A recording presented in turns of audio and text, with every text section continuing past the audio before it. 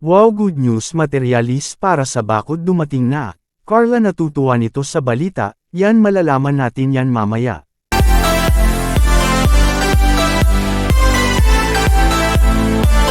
Isa na namang mapalang araw po sa inyong lahat mga kalingap, sana po ay lagi kayong nakatutok sa aking ginagawang reaction video.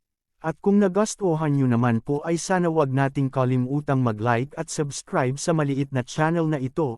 At siyempre wag din nating kalimutang mag-subscribe ng ama ng Kalingap na si Val Santos Matubang at sa kanyang anak na si Kalingap Rab, pati na rin kay Ate Edna Vlog. Maraming salamat po.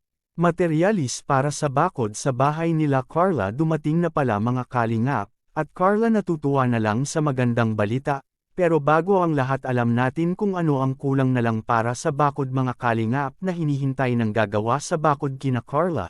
Dahil kung ating natatandaan sa nakaraang video tungkol sa bakod kina Carla ay makikita natin doon na ang bahay kina Carla ay mayroon na itong sukat, na para sa nakaplanong pabakod sa bahay ay mayroong na itong layout mga kalingap. Kaya kung nagkataon siguro kung mayroon na itong materialis ay tiyak na nasisimulan na ito mga kalingap. At makikita natin na may nakapatong na mga hollow blocks para sa bakod kina Carla nito.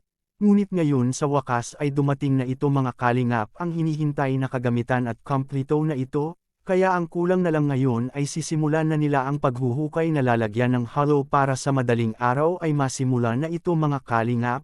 Tamang-tama naman ito kung ito ay matatapos ng 2 linggo ay magiging masaya ang Pasko ni Carla at sa kanyang pamilya na sa wakas ay tapos na ang bakod na ating hinihintay lahat. Samantala balikan na natin kung bakit naging masaya si Carla sa kanyang nabalitaan nito. Well, siguro kaya naging masaya ito ay dahil ang materialis na kanilang binibili mga kalingap ay dumadating na ito sa kanilang bahay, na hinihintay ng carpentero kina Carla mga kalingap. Kaya sa susunod na vlog kina Kalingap Rab ay siguradong may makikita na tayo na may nasimulan na mga kalingap, na may nakafile na ito ng mga hollow blocks na nakapalibot sa kanilang bahay.